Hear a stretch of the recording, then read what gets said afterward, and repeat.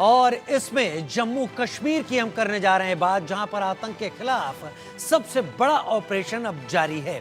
कुपवाड़ा से लेकर पुंछ और राजौरी से लेकर रियासी तक सेना सर्च ऑपरेशन चला रही है।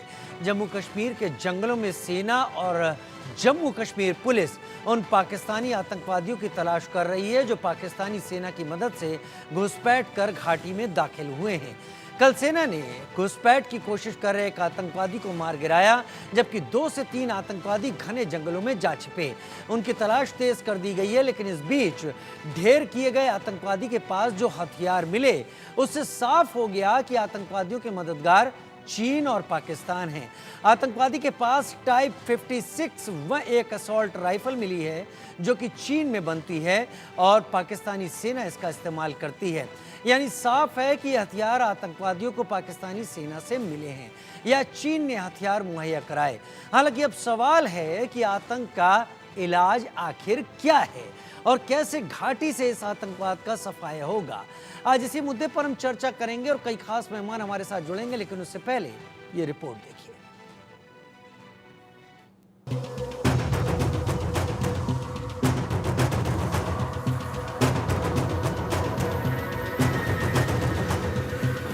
आतंक के अंत का काउंटडाउन शुरू हो गया है। जम्मू कश्मीर के जंगलों में आतंक की कब्र खोदने का प्लान तैयार हो गया है। घातक कमांडो, सेना के जवान और जम्मू कश्मीर पुलिस का जॉइंट ऑपरेशन शुरू हुआ। जवानों ने जंगलों को घेर लिया। जहां सरहद पार से घुसपैठ कर आए आतंकी बिल में छिपे हैं, उन्हें जहन्नुम में पहुंचाने के लिए सेना ने सबसे बड़ा ऑपरेशन लॉन्च कर दिया है। आज भी जम्मू कश्मीर के कई एक इलाकों में सेना की तरफ से कॉम्बिंग ऑपरेशन चलाया जा रहा है। कुपवाड़ा के इस इलाके में हम इस समय मौजूद है। आपको तस्वीरों के जरिए भी दिखाना चाहूंगा कि किस तरह ये आतंकी इन्हीं घने जंगलों का सहारा लेकर फरार होते हैं और सेना के जवानों पर घात लगाकर हमला किया जाता है और बाद में इन्हीं जंगलों के सहारे ये आतंकी जो है छुपने में कामयाब होते हैं। कुपवाड़ा से लेकर पुंछ तक, राजौरी से लेकर रियासी तक, डोडा से लेकर कुलगाम तक सेना आतंकियों की तलाश में सर्च ऑपरेशन चला रही है। जंगलों का चप्पा चप्पा तलाशा जा रहा है और इस बीच कुपवाड़ा में मारे गए आतंकी के पास से जो कुछ मिला उससे चीनी साजिश भी सामने आई है। कुपवाड़ा में मारे गए आतंकी के पास से चीनी हथियार मिले हैं। आतंकवादी के पास से चीनी टाइप 56-1 असॉल्ट राइफल बरामद की गई। स्टील के बुलेट्स और पाकिस्तानी बैट का खंजर भी मिला है। आतंकी के पास से मिले इन चीनी हथियारों और सामान से साफ है कि पाकिस्तानी आतंकियों को हथियार चीन मुहैया करा रहा है। पाकिस्तानी सेना आतंकियों की घुसपैठ में मदद कर रही है। अब साफ तौर पर यह दिख रहा है कि किस तरह से पाकिस्तान और चीन की आर्मी इन आतंकियों को मदद करती है, कि किस तरह से आप जम्मू कश्मीर के सीमावर्ती इलाकों से घुसपैठ कर सकते हैं। जब भी इन आतंकियों को ढेर किया जाता है तो इन आतंकियों से आधुनिक हथियार बरामद होते हैं जो कि पाकिस्तान आर्मी यूज करती है। वही हथियार जो है चाइनीज मेड इन आतंकियों के कब्जे से रिकवर होते हैं। आतंक पर चीन और पाकिस्तान बेनकाब हो चुके हैं और अब आतंक के खिलाफ फाइनल एक्शन की तैयारी है। एक एक आतंकी को ढेर करने की रणनीति बन चुकी है, लेकिन इस बीच घाटी में आतंकी हमलों को लेकर सियासत भी शुरू हो गई। केंद्र सरकार के जो दावे थे, ये 370 हटने के बाद आतंक की घटना समाप्त हो जाएगी, नोटबंदी के बाद आतंकी और नक्सली समस्या समाप्त हो जाएगी, ये जो दावा कर रहे थे वो गलत साबित हुआ। जम्मू कश्मीर में आतंकी हमले को लेकर एक और सियासत तो दूसरी ओर एक्शन जारी है, लेकिन सवाल है कि आतंकिस्तान का तमगा पा चुके पाकिस्तान का इलाज क्या है। भारत कब तक पाकिस्तान प्रायोजित आतंक का दंश यूं ही झेलता रहेगा? हमारे वीर जवान कब तक ऐसे आतंकी हमलों में शहादत देते रहेंगे? क्या अब वक्त आ गया है कि जो भाषा पाकिस्तान को समझ में आती है उसी जबान में उसे जवाब दिया जाए?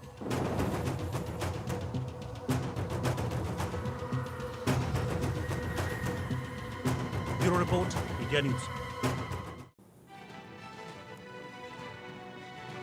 देखा आपने किस तरीके से और क्या तकनीक और किस तरीके का गठजोड़ जम्मू की इस रीजन में दिखाई पड़ रहा है, जहां अचानक आतंकवाद का उभार देखने को मिला है। देश का सवाल में कई सारे सवाल हैं जो हम आपके सामने रखना चाहेंगे और चर्चा के दौरान आप खुद इन सवालों का जवाब अगर पा रहे होंगे तो शायद आप समझ रहे होंगे कि क्या वहां चल रहा है।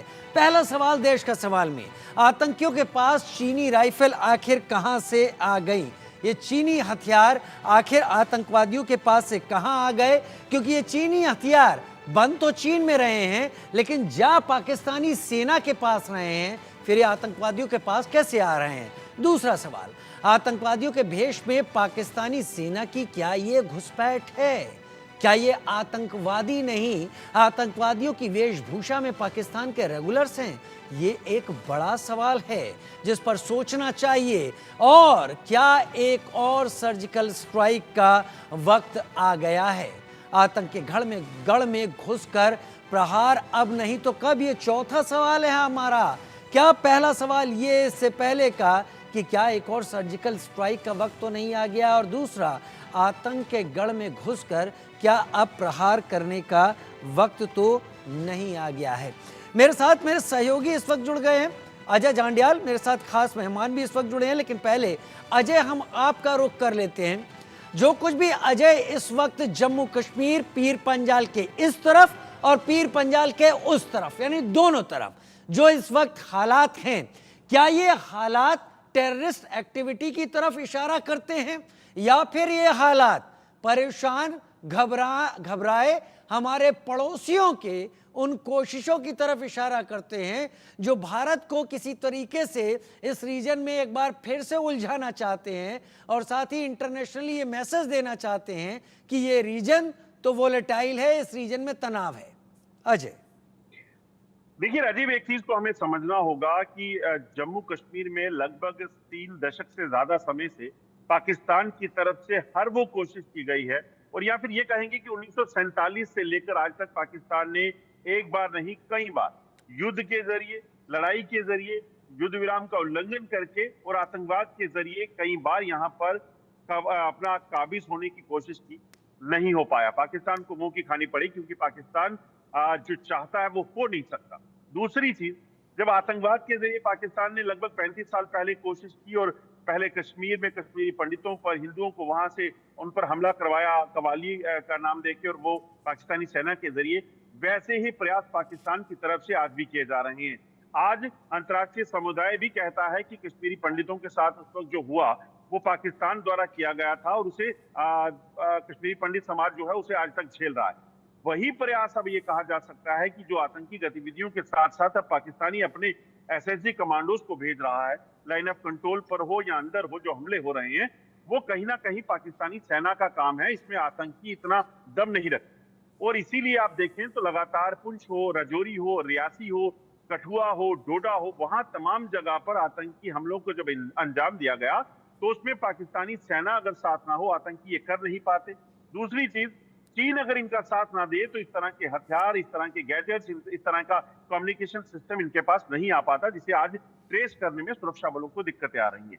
तो ये चीज हमें समझनी होगी कि ये पूरी तरह से एक देश के द्वारा प्रायोजित जो आतंकवाद है उसको चलाया जा रहा है, और उसमें अब पाकिस्तानी सेना खुले तौर पर शामिल हुई है। दुनिया को ये जरूर देखना चाहिए, क्योंकि ये पहला मौका नहीं है। भारत पहले भी कई सबूत दे चुका है, और आने वाले समय में ये सबूत और देने के बजाय अब भारत अपने तरीके से कार्रवाई करेगा, क्योंकि जिस तरीके से ये आतंकी हमले और खासतौर पे पाकिस्तानी सेना जो है वहां पर हमले कर रही है, वो हमलों का जवाब अब यूएन में नहीं, मुझे लगता है कि उनको उस तरीके से देना होगा जैसे पहले दिया जा चुका है, और उसी के लिए अब जो है कार्रवाइयां भी तेज हुई हैं। दूसरी चीज, ये खाली आतंकवाद हम कहें और चिंता का विषय कहें, सरकार हो या सेना, वो कोई चिंता नहीं करती आतंकवाद, क्योंकि बड़े लंबे समय से देखा है, इससे बहुत बुरा भी देखा है। क्योंकि उस वक्त जो है जब सेनाओं के पास इतने आधुनिक हथियार नहीं हुआ करते थे, कम्युनिकेशन डिवाइस नहीं हुआ करते थे, तब भी सेना ने उन आतंकवादियों को यहाँ से मार भगाया था, उनका खात्मा किया था। आज भी उस चीज को लेकर कार्रवाई तेज हुई है। जो कंसर्न रहता है वो कंसर्न सिर्फ और सिर्फ इस चीज का है कि जो लोग इस इलाके में रहते हैं, जम्मू कश्मीर में रहते हैं, क्योंकि आतंकियों से चलाई गई गोली में सिविलियंस मरते हैं, फौजी मरते हैं, कोई और मरता है, उसका कोई फर्क उनको नहीं पड़ता। मगर सेना को इस चीज को सुनिश्चित करना है कि उनकी गोली जब चले तो कोई सिविलियन उसमें ना मारा जाए। सेना को ये सुनिश्चित करना है कि अगर कहीं आतंकी सिविलियंस को निशाना बनाते हैं तो उनको बचाना भी है, और उन आतंकियों का सफाया भी करना है। समय जो लग रहा है इस चीज को लेकर है, और इसका जल्द जो है हल ये कहा जा सकता है कि इन आतंकियों का सफाया करके सुरक्षा बल निकालेंगे। मगर उसके साथ साथ कहीं ना कहीं, जैसे प्रधानमंत्री ने कल कारगिल में 2 दिन पहले बोला था कि आतंक को पूरे तरीके से कुचला जाएगा, मगर आतंक को कुचलने की बात जब हुई है तो मुझे लगता है कि आतंकवाद जहां से प्रयोजित होता है, जिस पाकिस्तान और पाकिस्तान के कब्जे वाले कश्मीर से, संदेश उनको भी ये समझ आ गया होगा कि पाकिस्तान को क्या संदेश देना चाहते हैं प्रधानमंत्री। अच्छा, बहुत शुक्रिया इस विस्तार के साथ जानकारी देने के लिए कि आखिर वहां पर किस तरीके के समीकरण सामने आ रहे हैं और स्थिति वहां पर क्या है। बहुत शुक्रिया, आप मेरे साथ जुड़े। मेरे साथ अब खास मेहमान इस वक्त जुड़ रहे हैं जिनका मैं रुख करना चाहूंगा। आर एस पठानिया साहब, नेता बीजेपी, मेरे साथ बहुत जल्दी जुड़ने वाले हैं। वरुण पुरोहित जी, नेता कांग्रेस, मेरे साथ इस वक्त जुड़ने वाले हैं। शेषपाल वैद साहब, एसपी वैद साहब, फॉर्मर डीजीपी जम्मू कश्मीर, बहुत स्वागत है सर आपका हमारे साथ जुड़ने के लिए। मेजर जनरल रिटायर्ड राजन कोचर, रक्षा विशेषज्ञ के तौर पर, बहुत स्वागत है सर आपका भी। उत्पल कौल, कश्मीरी एक्टिविस्ट के तौर पर मेरे साथ इस वक्त जुड़ रहे हैं। आशिक मीर भी मेरे साथ इस वक्त जुड़ेंगे। बहुत स्वागत है आप सभी का जो मेरे साथ इस जानकारी के साथ जुड़े। आर एस पठानिया साहब, सबसे पहले मैं आपका ही रुख कर लेता हूं, क्योंकि प्रधानमंत्री के नेतृत्व में केंद्र सरकार लेफ्टिनेंट जनरल मनोज सिन्हा के वहाँ पर उनके लीडरशिप में वहाँ पर किस तरीके से चीज़ों को कंट्रोल करती दिख रही है, वो ज़मीन पर हम देख रहे हैं। लेकिन फिलहाल जो स्थितियाँ बनती हुई दिखाई दे रही हैं वो एक बात का इशारा तो दे रही हैं कि जो स्थिति वहाँ पर दिख रही थी उस स्थिति को बदलने की और तनाव भरी पिक्चर पूरे विश्व में प्रोजेक्ट करने की कोशिशें की जा रही हैं। ये शायद पहली बार ऐसा है जब सबूत मिल रहे हैं चीन के भी इन्वॉल्वमेंट के। घाटी से समूल नाश का प्लान क्या हो सकता है, क्या होगा, क्या किया जा रहा है? आर एस पठानिया साहब। नमस्कार, आदाब सबको, मेरे जो को पैनलिस्ट हैं उनको भी, और आपके शो के जो डायरेक्ट श्रोता दर्शक हैं उन सबको मेरी ओर से प्रणाम, नमस्कार, अभिवादन। जम्मू कश्मीर की स्थिति को दो परिप्रेक्ष्य में अगर डाल के देखें, पिछले 10 वर्ष में भारत अपने आप में एक विश्व शक्ति बन के उभरा है। चाहे वो अर्थव्यवस्था की बात करें, चाहे वो ट्रेड एंड कॉमर्स की बात करें, चाहे वो डिफेंस एक्सपोर्ट की बात करें, चाहे खेलकूद की बात करें, सौर ऊर्जा की बात करें, या न्यूक्लियर एनर्जी की बात करें, या किसी भी विषय पे बात करें, और भारत का कद, भारत की स्थिति जिसे कहते हैं पूरी दुनिया में उभर के आई है। दूसरा, जो ये आतंकवाद जम्मू कश्मीर को विशेषकर दीमक की तरह खा रहा था, सरकार ने एक सुदृढ़ सशक्त फैसला लिया, नो बल्कि zero tolerance towards terrorism. Terrorism, आतंकवाद किसी भी शक्ल में, किसी भी शोभा में, किसी भी शेड में जैसे कहते हैं, वो बर्दाश्त नहीं किया जाएगा। वो एक वक्त था कि एक परमिसिबल टेररिज्म और इम्परमिसिबल टेररिज्म की भाषा और परिभाषा हुआ करती थी। अफजल गुरु एक्सिक्यूट हुए तो उनपे मेन स्ट्रीम पॉलिटिकल पार्टी ने ही उनकी एक्सिक्यूशन पे, उनकी जो फांसी वाली सजा, उस पर कई सवाल उठाए, चलता रहा। यासीन मलिक, कई कत्ल, ये कई जिसे कहते हैं एक संगीन जुर्म किए, उसके बावजूद भी कभी ट्रैक 2 डिप्लोमेसी का पार्ट, ट्रैक 1 की पार्ट, कभी देश के बड़े बड़े नेताओं के साथ, मंत्रियों, बल्कि प्रधानमंत्री के साथ भी जाके मिल सकते। आज सरकार की रीति और नीति साफ और स्पष्ट है। तो नेचुरली एक तरफ हमारा कद बढ़ा, दूसरी तरफ आतंकवाद को हमने पूरा ताल ठोक के आतंकवाद को जड़ से जब उन्मूलन करने की बात की जम्मू कश्मीर, तो नेचुरली तकलीफ तो होगी, बॉर्डर पार भी होगी और आस पड़ोस में भी होगी। तो इस तकलीफ के चलते सबसे पहले आपके चैनल में सबको बता दूं कि जम्मू कश्मीर में आतंकवाद के विरुद्ध सिक्योरिटी फोर्सेज को, यहाँ के एलजी प्रशासन को, यहाँ की आर्मी को और यहाँ के पूरे जिसे कहते हैं सिक्योरिटी के पेरिफेरली को बहुत बड़ी कामयाबियां मिली है और आतंकवाद में एक गिरावट भी देखने को मिली है जम्मू कश्मीर में। ये जो लक्षित हत्याओं के बाद अब एक नया अब ये मॉड्यूल जो किसी तरीके से ये लोग सीख करके आगे डीजीपी साहब कह रहे हैं, स्वयं साहब की शायद किसी एक शांतिपूर्वक जो एरिया है पंजाब, हिमाचल, हरियाणा के, वहां से सीख करके यहाँ पे आए हैं। फिर थोड़ा इनका नेटवर्क इस तरीके का है कि अभी हमारे उस दायरे में फंस नहीं रहे। ये बात आश्वस्त करना चाहता हूँ कि ये ढूंढे जाएंगे और अपने सरे अंजाम तक पहुंचाए जाएंगे। जम्मू कश्मीर के लोगों की जान और माल, उनकी रक्षा और सुरक्षा सरकार की प्राथमिकता भी है और सरकार का परमो धर्म भी है। ये एक और बात साफ और स्पष्ट कि वो राजनीतिक वो पॉलिटिकल एलिमेंट और इन सब के साथ साथ वो ऐसे जिसे कहते हैं तत्व जो एक कहीं न कहीं इस आतंकवाद के विरुद्ध लड़ाई में नकारात्मक अपना रोल प्ले कर रहे हैं। कहीं ना कहीं उनके रोल के साथ मेरी बात बुरा मत सुनाए, उन आतंकवाद के समर्थकों को, प्रचारकों को, प्रसारकों को जिसे कहते हैं मदद मिलती, कम से कम आप कंस्ट्रक्टिव रहे पूरे देश को, पूरे देश के जिसे कहते हैं सभ्य समाज को, देश के सभी पॉलिटिकल पार्टीज को, देश के सभी जिसे कहते हैं प्लेयर्स को। मैं फिर बोलूं, भारत आतंकवाद के विरुद्ध एक निर्णायक लड़ाई लड़ रहा है और ये निर्णायक लड़ाई अपने अंतिम, आखिरी और बहुत ही संवेदनशील मोड़ में है। ठीक तो है, इस ठीक है, संवेदनशील ठीक है, मोड़ में हम ठीक सभी है, ठीक है, साथ ठीक है। करें, आर एस समर्पण पठानिया करें। साहब, आर एस पठानिया साहब, ठीक है, मैं वरुण जी का इस वक्त रुख कर लेता हूँ। कांग्रेस के नेता मेरे साथ जुड़े हैं, उनकी भी बात सुन लेते हैं।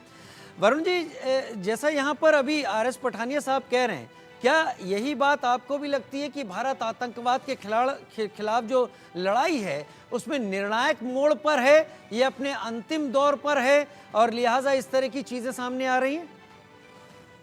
देखिए, आपने अभी अपने इंट्रो में कहा कि सर्जिकल स्ट्राइक की जरूरत है। क्या सर्जिकल स्ट्राइक की जरूरत नहीं, स्ट्रॉन्ग स्ट्राइक की जरूरत है, जैसे इंदिरा गांधी जी ने करी थी। वैसे कुछ ना कुछ करने की आवश्यकता है। जो आपने चाइना का रोल बताया, मैं उस पर स्ट्रेस देना चाहूंगा। चाइना से किसी भी प्रकार का संबंध हमको, खास तौर से इकोनॉमिक संबंध, तुरंत प्रभाव से बंद करने चाहिए। बढ़ता जा रहा है इकोनॉमिक जो उसका एरिया है इंडिया के अंदर, तो आप जब तक उसको नहीं रोकोगे, तो चाइना जब तक ठीक नहीं हुआ, पाकिस्तान कैसे ठीक होगा? पाकिस्तान को इकोनॉमिकली, आर्मी से, सब तरह से तो सपोर्ट चाइना का मिल रहा है। तो आप जब तक चाइना को नहीं रोकोगे, भाई पाकिस्तान तो पिद्दी न पिद्दी का शोरबा है, कभी भी हमारे फौजें रगड़ देंगी। लेकिन जब तक आप चाइना को कंट्रोल नहीं करोगे, वो बदमाशी करता चला जाएगा। तो चाइना कंट्रोल कैसे होगा? इंडिया के चाइना के जो इकोनॉमिक टाइज हो रहे हैं, उसको आपको रोकना पड़ेगा। किस प्रकार से, आप देखो कितना व्यापारिक घाटा, इम्बैलेंस चाइना से बढ़ता ही जा रहा है। तो इसको आप नहीं रोकोगे तो बड़ी दिक्कत आएगी। अब इसको आप अगर कोई भी एक्शन लोगे, तो सुरक्षा परिषद में भी चाइना परमानेंट मेंबर है, वहां पाकिस्तान का सपोर्ट करता है, तो आपको किसी भी हाल में चाइना के खिलाफ कार्रवाई करनी है और वो इकोनॉमिक कार्रवाई सबसे पहले करनी है। दूसरा, जो कश्मीर की स्थिति है, पिछले 50 दिन में 14 आतंकवादी घटनाएं हो गई हैं, तो इसमें एडमिनिस्ट्रेटिव और इंटेलिजेंस फेलियर तो है ही है। सरकार की, मैं किसी भी सरकार की क्रिटिसिज्म, ये तो क्या 10 साल को पूछते रहते हैं, भाई मोदी सरकार ने ये क्या क्या, अटल जी की सरकार बेकार थी, क्या पिछले प्रधानमंत्री, ये सब मैं नहीं कह सकता। तो पूरे सब जो भी प्रधानमंत्री है, जो भी सरकार है, पूरे प्रयास करते हैं भारत की संप्रभुता को, उसकी रक्षा करने का प्रयास करते हैं। इसलिए मैं किसी का क्रिटिसिज्म नहीं, इसमें ऑन गोइंग पार्लियामेंट है, इसमें डिस्कशन होना चाहिए। डिस्कशन होके, सर्वदलीय बैठक होकर के कोई ऐसा फॉर्मूला निकालना चाहिए जो रोज रोज हमारे जवान शहीद हो रहे हैं, उसको कैसे रोका जाए। और वो जब तक सर्वदलीय बैठक नहीं होगी, संसद में डिस्कशन नहीं होंगे, क्योंकि हमारे पार्लियामेंट्री डेमोक्रेसी, तो आपको डिस्कशन तो करना ही पड़ेंगे। जहां तक पाकिस्तान का सवाल है, वहां तो सबको पता है कोई पॉलिटिकल सिस्टम तो है नहीं, या तो ISI करती है, या चाइना, अब आप बताए चाइना के हिसाब से खेल चल रहा है। तो हमको पाकिस्तान से भी करना है, और इस पे कोई राजनीति नहीं होनी चाहिए। इस पे राजनीति होगी, सियासत होगी, तो वो मैं नहीं उचित समझता हूँ। और किसी ने बयान दिया है, तो वो कोई राजनीति नहीं है, सबको, अब अपन भी डिस्कशन कर ही रहे हैं इस स्थिति पर। लेकिन जबकि ऑन गोइंग पार्लियामेंट है, इसमें सबसे बड़ा प्रश्न है, ऑन गोइंग पार्लियामेंट में ये चीज डिस्कशन में आनी चाहिए, क्योंकि ये सबसे इंपॉर्टेंट चीज है देश की। तो इसको अगर डिस्कशन करते हैं सारे दल मिलकर और एकजुट होकर के, इस पे कोई प्रस्ताव पारित करते हैं, उसके बाद कोई, मान लीजिए, प्रस्ताव पारित करके केंद्र सरकार को फुल पावर दें कि आप 1 महीने के अंदर कोई ना कोई, आपको लगता है कि यह आतंकवाद के खिलाफ आखिरी लड़ाई है? इससे पहले कि मैं अगले अपने खास मेहमान का रुख करूं, देखिए, आतंकवाद के खिलाफ आखिरी लड़ाई कोई भी नहीं लड़ सकता। ये ऑनगोइंग प्रोसेस होता है आतंकवाद में, क्योंकि समाज में जिस प्रकार से बदमाशियां, जैसे पड़ोसी देश है, जिस तरह से इकोनॉमिक मॉडल उनका होता जा रहा है, हमारे जो देश के दुश्मन है, वो उनको कहीं ना कहीं प्रश्रय देते रहेंगे। उसकी तो हम जब तक कि पाकिस्तान को पूर्ण तरफ से ध्वस्त नहीं करेंगे, वो ध्वस्त जब होगा जब चाइना को रोकोगे आप, जब भी तो ध्वस्त कर पाओगे। चाइना तो मैंने कहा, ठीक है, मैसेज आपका क्लियर है, मैसेज आपका क्लियर है कि इलाज चीन का करना है, पाकिस्तान का नहीं। SP वैद साहब मेरे साथ इस वक्त जुड़े हुए हैं, farmer DGP J&K। Sir, Lok Sabha election में करीब 58.58% वोटिंग हुई थी, जो इलेक्शन कमीशन ने अपना रिकॉर्ड सामने रखा था। क्या ये पोलिंग है जिससे घबराकर टेररिस्ट लोगों को डर से, लोग उस डर से बाहर आ गए जिसमें ये टेररिस्ट ऑर्गेनाइजेशन अक्सर अपनी बात मनवाने के लिए एक ऑरा या एक क्लाउड क्रिएट करने की कोशिश करते थे, और उनको ये लग रहा है कि अगर आगे आने वाले विधानसभा चुनाव में भी यही सब कुछ हुआ तो वो शायद इनके आइडियोलॉजी के लिए बहुत बुरा होगा, लिहाजा इस तरीके से जो अटैक्स हैं वो किए जा रहे हैं अलग अलग जगहों पर। SP वैद साहब। नमस्कार। देखिए, ऐसा है जो आपका सवाल है, 58% जो पोलिंग हुई पार्लियामेंट इलेक्शन में, वो एक बड़ी वजह है। मैं नहीं कहूँगा कि वही सब कुछ वजह है, लेकिन इसमें बहुत सारे और भी कारण हैं। लेकिन वो एक बड़ी वजह है, क्योंकि पाकिस्तान और चाइना ही कैसे बर्दाश्त करेंगे कि लोगों का डर खत्म हो जाए। लोग सवेरे 4 बजे से लाइनें लगाकर, बूढ़े औरतें पोलिंग बूथ के सामने खड़े हो जाएं, और इतनी परसेंटेज, जो नेशनल एवरेज ऑलमोस्ट 60-65% होती है, उतनी पोलिंग कश्मीर में हो जाए, पिछले 35 साल में नहीं हुई। तो ये उनके दिल पे तो छुरी चलाने के बराबर है। तो ये एक बड़ी वजह बिल्कुल है, और वो नहीं चाहते कि इस तरह का असेंबली में भी रिस्पांस हो। और मैं खुद ऐसा एक वीडियो, जब मैं डीजीपी था 5 साल पहले, तो खुद इंटरसेप्ट किया है। इनफैक्ट मुझे मौका मिला प्रधानमंत्री को वो दिखाने का भी, जब हम लंच में इकट्ठे बैठे थे, तो उन्होंने देखा किस तरह से पाकिस्तान से मैसेज दिया जा रहा था कि कोई भी इलेक्शन में खड़ा ना हो, उसको टारगेट करो, उसको पोलिंग ना होने पाए। तो उनको इतना डेमोक्रेसी, क्योंकि वो अपने लोगों को डेमोक्रेसी अलाउ नहीं करते हैं, तो उन वो कैसे इस चीज को बर्दाश्त करेंगे, वो एक बहुत बड़ी वजह है। और देखिए, जिस तरह से भारत, ये कई बार कहा गया है कि ये भारत की सेंचुरी है, और जिस तरह से भारत पिछले कुछ सालों से प्रोग्रेस कर रहा है, तो इसका सबसे ज्यादा तकलीफ किसको है, आप समझते हैं? बाकी दुनिया की सारी इकोनॉमी डाउन जा रही है, इंक्लूडिंग चाइना। चाइना की इकोनॉमी की हालत देखिए, पाकिस्तान तो डूब ही गया है और टूटने के कगार पे। तो ये सबसे ज्यादा तकलीफ हमारे नेबर चाइना को है कि भारत उनके कंपटीशन में बराबर ना आ जाए ग्लोबल पावर। उसको नेचुरली वो उसको एक मौका मिलता है पाकिस्तान को यूज करने का। इसमें दोनों की सांठगांठ है। जिस तरह से हथियार आप देख रहे हैं, चाइनीज हथियार पाकिस्तान आर्मी को भी देते हैं और टेररिस्टों को भी देते हैं, और वो फाइनेंशियल मंदिर। अभी कुछ दिन पहले वहां के पाकिस्तान के प्रधानमंत्री और आर्मी चीफ दोनों वहां गए हुए थे, और वहां वो सारी डायरेक्शन लेके आते हैं। तो ब्लीड इन पाकिस्तान की पॉलिसी तो डिक्लेयर्ड है, एक कोवर्ड वॉर है, bleed India by 1000 cuts. 1000 cuts, 1979 Zulfikar Ali Bhutto UN हाँ, स्पीच। हाँ, तो उनका तो डिक्लेयर्ड पॉलिसी है। और लेकिन प्रधानमंत्री जी ने कल जो डिक्लेयर कर दिया, हमारी पॉलिसी, हमारा रिस्पांस क्या होगा कि टेररिज्म को कुचल दिया जाएगा, उसको मल्टी फ्रंट्स में हैंडल करना पड़ेगा। उसके लिए अंदर क्या एक्शन होना है, एलओसी पर क्या एक्शन होना है, और पार क्या एक्शन होना है, अब उसको स्पेसिफाई डिटेल में नहीं कर सकते, लेकिन उस पे कार्रवाई होगी। इसमें हमारे किसी भी देशवासी को शक नहीं होना चाहिए। और शेषपाल सर, मैं आपसे ये एक सवाल पूछूं इससे पहले कि मैं मेजर जनरल राजन कोचर का रुख करूं। जब आप डीजीपी रहे थे, अगर आप शेयर कर पाएं, क्या तब भी चाइनीज वेपन्स की रिकवरी होती थी? देखिए, चाइनीज ग्रेनेड हम 90s में भी देखे, क्योंकि चाइना का रोल आज का नहीं है। चाइना का रोल आप देखें, नॉर्थ ईस्ट में जितना टेररिज्म चलाया, वो चाइना नॉर्थ ईस्ट के टेररिस्टों को आर्म करता था। पिछले आप 25, 30, 40 सालों से हम देख रहे हैं। चाइना आज से आपको उंगली नहीं कर रहा है।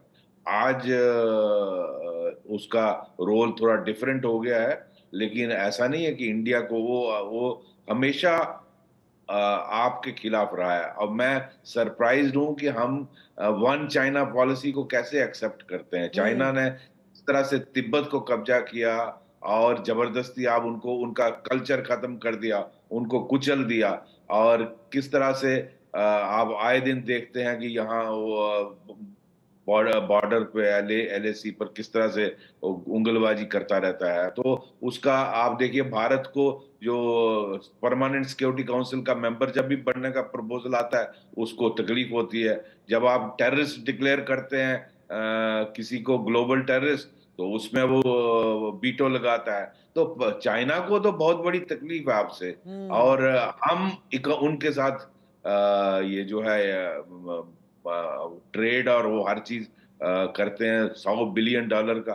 तो अब मैं समझता हूँ वक्त आया है कि एक हार्ड लाइन लेने की जरूरत है चाइना के। एग्जैक्टली दो स्टेटमेंट ऐसे आ गए हैं कि अब चीन को लेकर जिस तरीके से चीन के ऐप्स को बैन किया गया, जिसके जरिए चीन बहुत ज्यादा फॉरेन करेंसी या अपनी इनकम लेता था भारत के जरिए, क्योंकि भारत के पास एक बहुत बड़ा कंज्यूमर बेस है, उसके जरिए वो ऐप्स बैन होने से बहुत नुकसान भी चीन का हुआ, लेकिन बड़े नुकसान की अब बात है, वो भी आर्थिक तौर पर। मेजर जनरल राजन कोचर मेरे साथ इस वक्त जुड़े हुए हैं, और जब मेजर जनरल आप जुड़े हुए हैं, एक लंबा वक्त आपका सर्विंग कर रहा होगा, एंड आई डोंट डाउट कि आप जम्मू कश्मीर में ना रहे हो।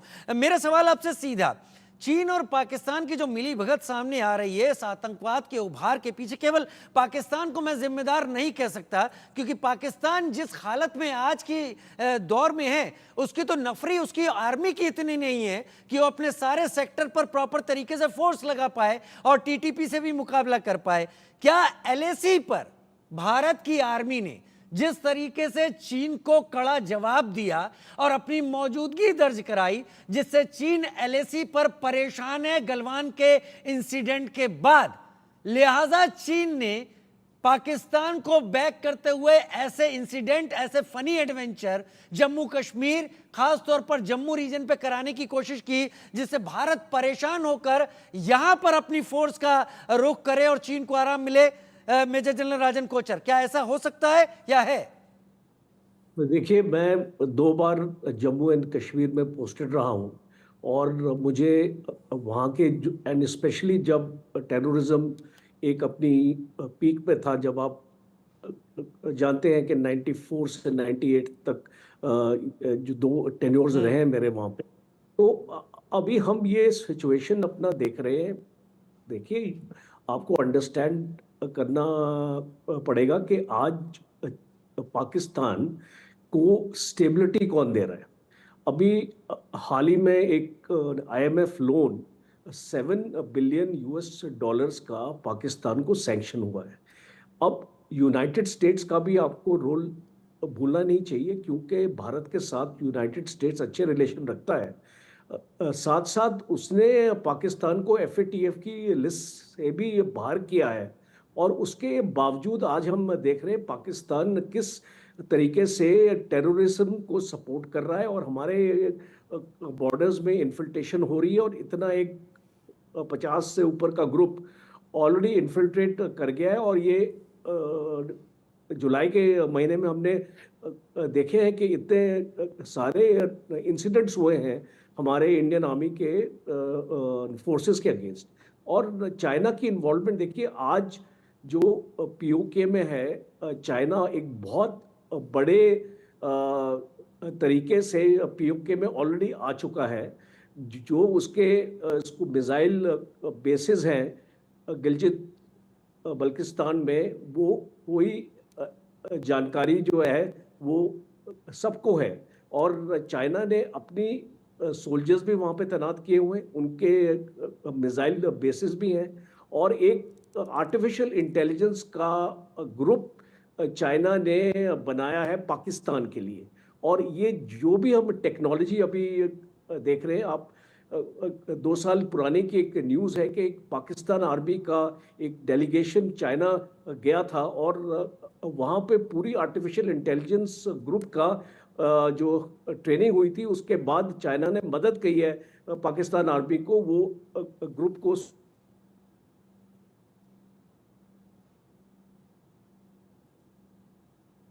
जो ये टेक्नोलॉजी इस्तेमाल कर रहे हैं, ये पूरा चाइना बेस्ड है, पूरी टेक्नोलॉजी चाइना से है।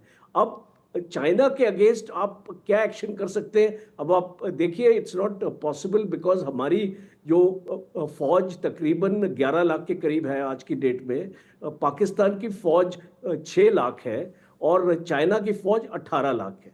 तो अगर हम एक 2 फ्रंट वॉर की बात करते हैं, तो कैपेबिलिटी भी आपको अपने में वो पैदा करनी चाहिए कि आप चाइना को चुनौती दे सकें।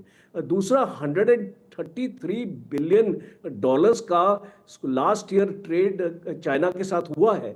अब हमारी जो इकोनॉमी है वो इमीडिएटली सस्टेन नहीं कर पाएगी अगर हम अपना ट्रेड चाइना के साथ बंद कर दे,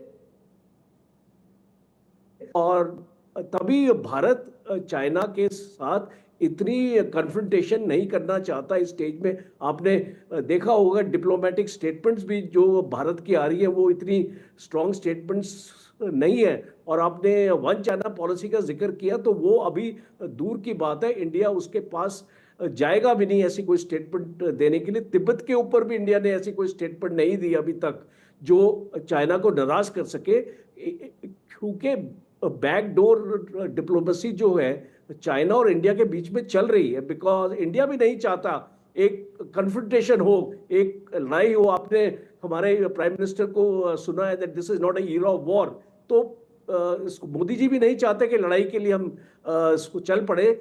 जब तक हमारे ऊपर अटैक नहीं होगा शायद इंडिया नहीं अटैक करेगा। और ये जो कार्रवाई जो हो रही है जम्मू एंड कश्मीर में, पाकिस्तान जो अपना कर रहा है, ये बेसिकली सितंबर में जो इलेक्शंस है वो नहीं चाहता इलेक्शन।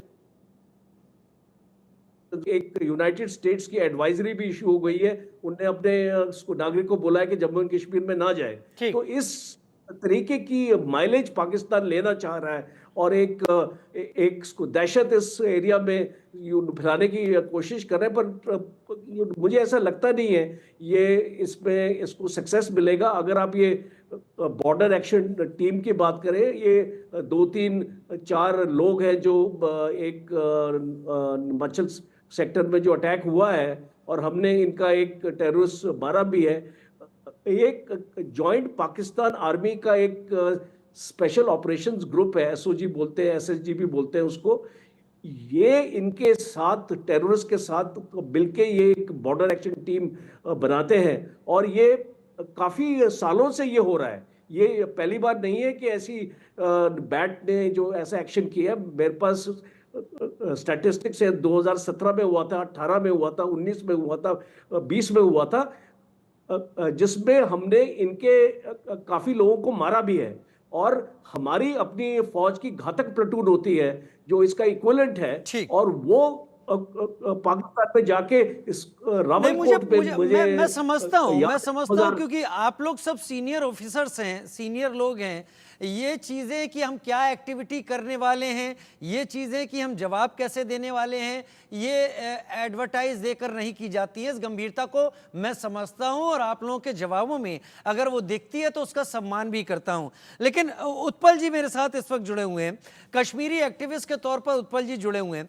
उत्पल जी, जो कुछ भी आज जम्मू में हो रहा है, पीर पंजाल के इस तरफ जो कुछ हो रहा है, और पिछले कुछ दिनों से पुंछ का, रियासी का, कठुआ का, या फिर जम्मू के आईबी वाले पठानकोट की तरफ से जो जानकारी मिली थी कि 7 लोग वहां पर अनजान लोग जो कि बैग लटकाए हुए जम्मू की तरफ बढ़े थे, इस तरह की घटनाएं लगातार हो रही हैं। क्या आपको लगता है कि ये एक प्रैक्टिस है पाकिस्तान की तरफ से नॉर्थ कश्मीर को एक बार फिर से दहलाने की? क्योंकि जम्मू रीजन माना जाता है वो पाकिस्तान के साथ, क्योंकि I don't doubt in saying कि मेजरली हिंदू डोमिनेटेड है, लिहाजा पाकिस्तान उसमें अपनी सोच को थोप नहीं पाता। लेकिन अगर वो जम्मू में ये चीजें कर रहा है तो वो कश्मीर में ऐसा करने की तैयारी कर रहा है। उत्पल जी, बहुत बहुत धन्यवाद, नमस्कार।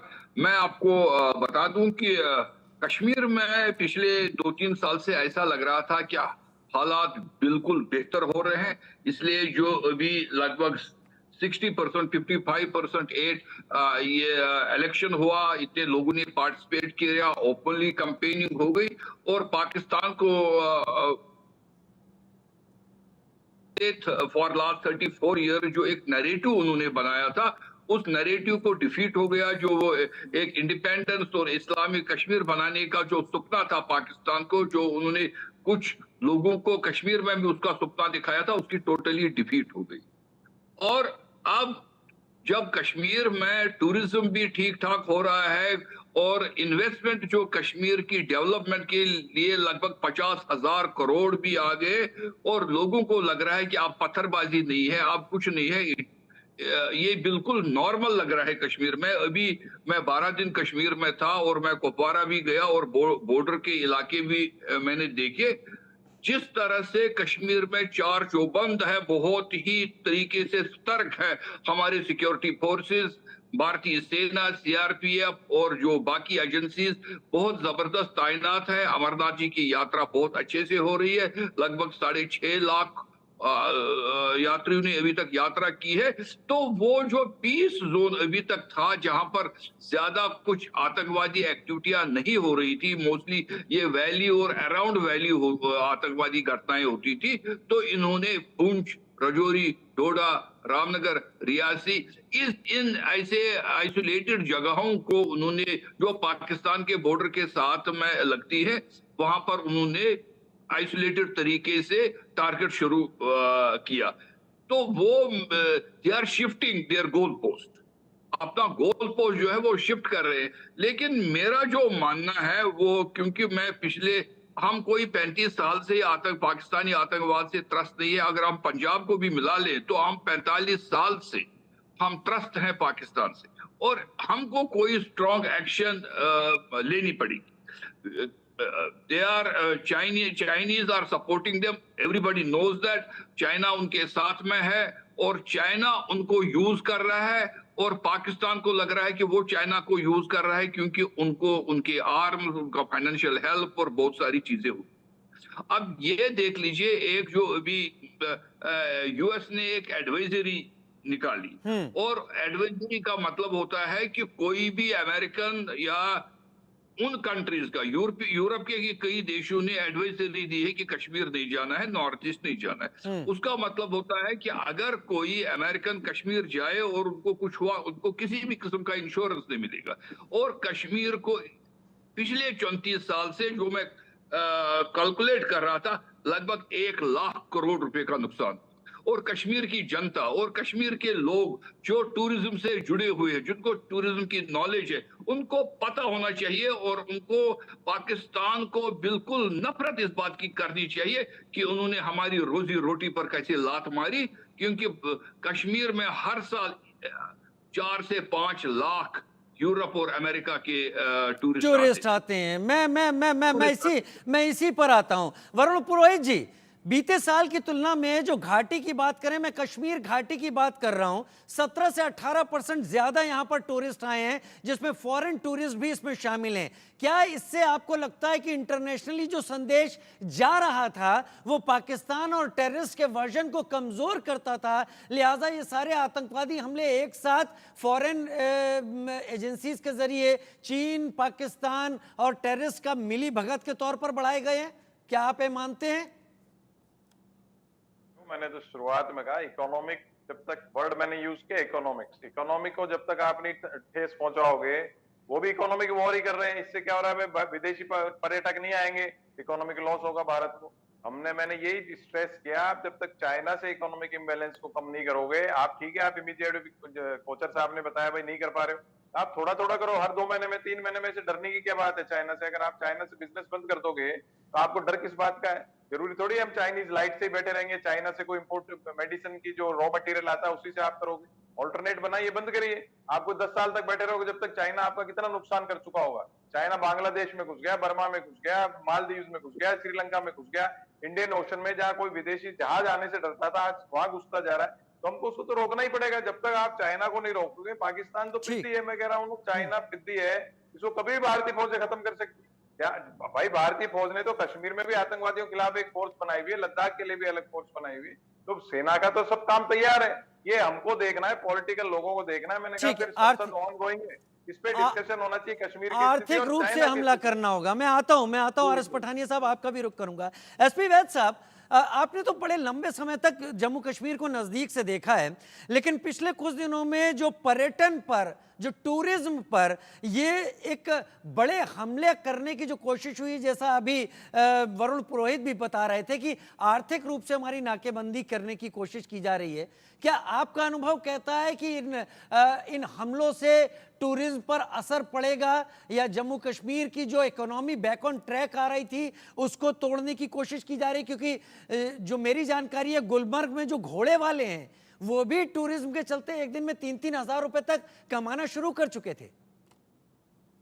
बिल्कुल कमाना शुरू कर रहे थे। आप देखिए कश्मीर में किस तरह का टूरिज्म पिछले एक दो सालों से इस तरह से 370 के बाद जो हालात बदले हैं, आप देखिए वहाँ होटल में रूम नहीं मिलता है। वहाँ जो नॉर्मल 4-5 हज़ार रुपए का कमरा होता था होटल में, उसके लिए 20-20 हज़ार रुपया चार्ज होता है। इतनी वहाँ हालत, इवन मेरे जैसा आदमी जो यहाँ का डीजी फिर अरेंज करने में दिक्कत होती है मुझे। तो आप इमेजिन करें, इतनी ऑक्यूपेंसी है, 100% ऑक्यूपेंसी, आपको वहां होटल का एक रूम अवेलेबल नहीं। इतना अब ये चीजें ये इकोनॉमी में जब लोग इस तरह से इन्वॉल्व हो जाते हैं तो उसमें हर शोबे को फायदा होता है। और टैक्सी वाला भी कमाता है, रिक्शे वाला कमाता है, हाउस बोट वाला कमाता है, हैंडीक्राफ्ट्स वाला कमाता है। तो ये सारी ऊपर से 50,000 करोड़ की इन्वेस्टमेंट, दुबई से इन्वेस्टमेंट, आपका जिस तरह से development push prime minister Modi की गवर्नमेंट ने दिया, आप देखिए IITs, जम्मू में हमलों का सर इस पर असर पड़ेगा? तो उसका क्या किसका? जम्मू में जो टेररिस्ट अटैक हुए पुंछ में, रियासी, कठुआ में, देखिए ऐसा है, जब इस तरह के अटैक होते हैं उसकी न्यूज मीडिया में पूरे इंडिया जाती है और इंटरनेशनल जाती है। आपने जिस तरह से G20 किया, आज आप जो इंटरनेशनल टूरिस्ट देख रहे हैं, G20 का एक क्लियर मैसेज गया और कश्मीर में कि हालात बिल्कुल नॉर्मल हैं, आप आइए। लोगों ने देखा कि हर कंट्री से लोग आए थे उसमें मीटिंग में। तो ये सारी चीजों का जब एडवर्स पब्लिसिटी होती है अटैक से, तो उसका इम्पैक्ट पड़ता है, टूरिस्ट रिस्ट्रिक्ट हो जाता है। तो यही इकोनॉमी को आप एडवाइजरी, आप जिस तरह के अमेरिका इशू कर रहा है, उसको देख के जो बाकी वेस्टर्न कंट्रीज हैं वो भी इशू करेंगे। तो इसका असर ऑब्वियसली टूरिज्म पर पड़ता है। अच्छा शेषपाल सर, क्या आपको लगता है टेररिज्म जो इस वक्त दिखाई पड़ रहा है, क्या ये बुझने से पहले जैसे दिया फड़फड़ाता है वो है, या आप कुछ और समझते हैं? आपका अनुभव क्या कहता है?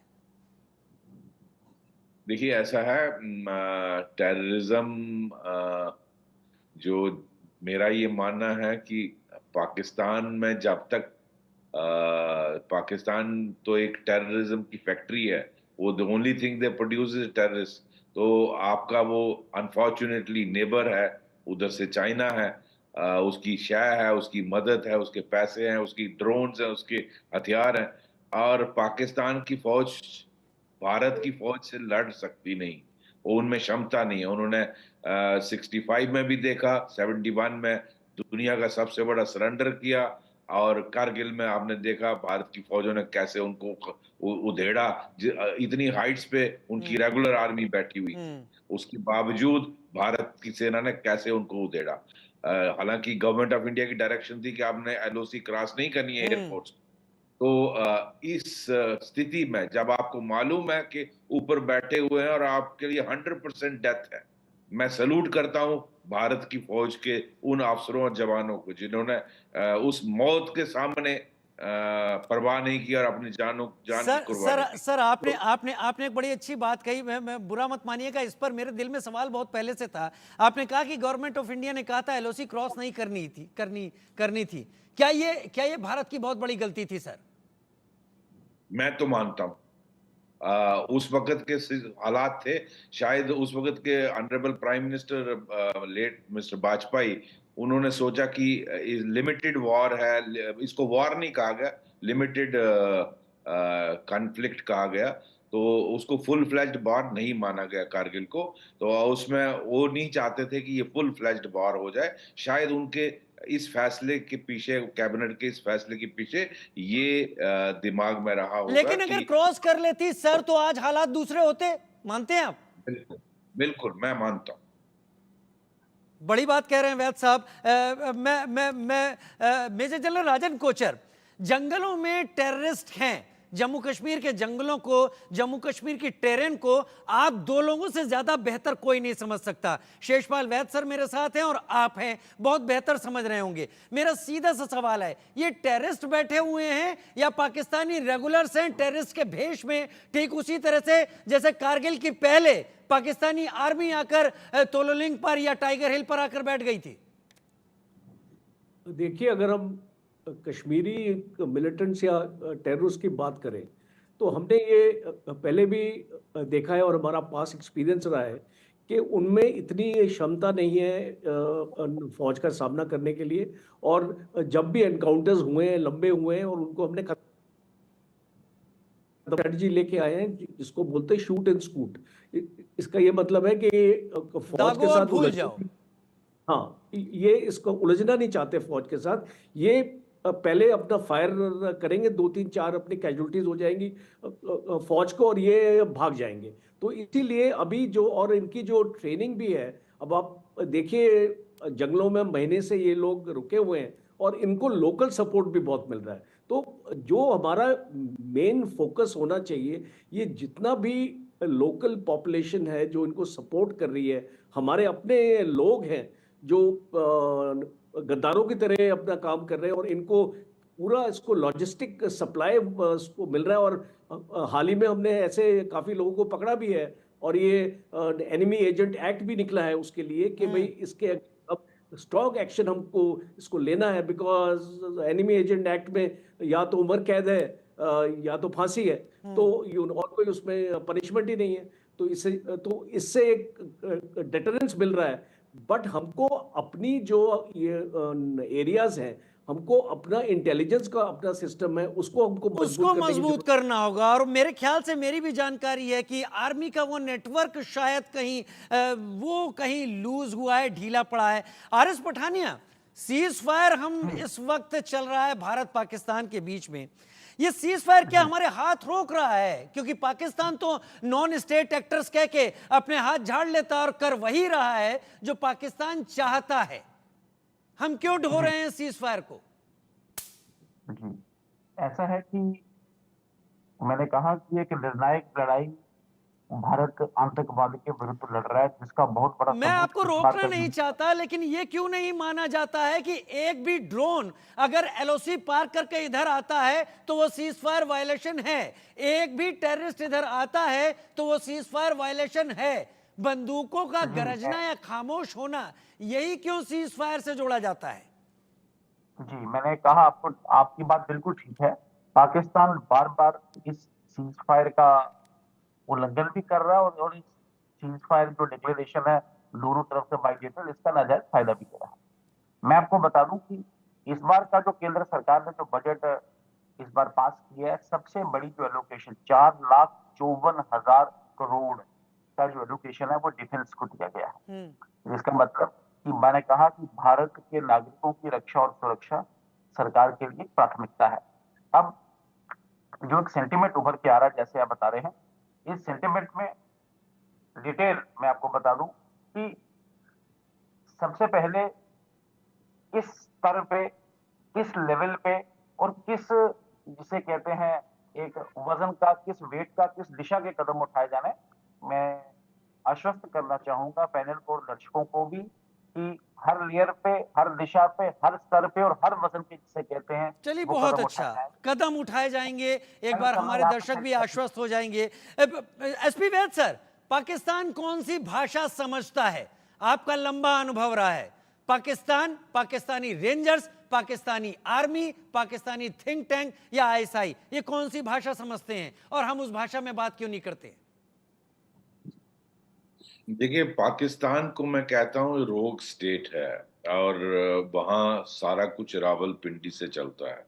और पाकिस्तान लैंग्वेज तो वही समझता है जो आपने 71 में की, जो आपने 65 में की, या जो कारगिल में की।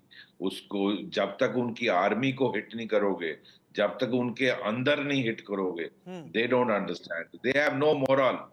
उनका, वो अपने लोगों से झूठ बोलते हैं। उनके जनरल बिजनेसमैन ज्यादा है, वो डॉलर देख के कुछ भी करेंगे।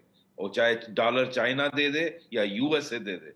वो मुझे एक आर्मी का चीफ बताइए जो पाकिस्तान में सेटल्ड है। जनरल कियानी ने तो आइलैंड खरीदा हुआ है, हमारे जनरल्स की तरह नहीं है 3 बेडरूम फ्लैट में रहते हैं यहाँ नोएडा में। तो पाकिस्तान का वहां कोई मॉरल कैरेक्टर ही नहीं है, वो तो कुछ भी करेंगे। उनकी army is for sale, dollar फेंकिए, जो मर्जी करवा लीजिए। सर एक सेंटेंस तो- में बताइए क्या ऐसा करना चाहिए, वो कौन सी लैंग्वेज समझता है और हम उस लैंग्वेज का इस्तेमाल कैसे करें? Hit them hard where it hurts them.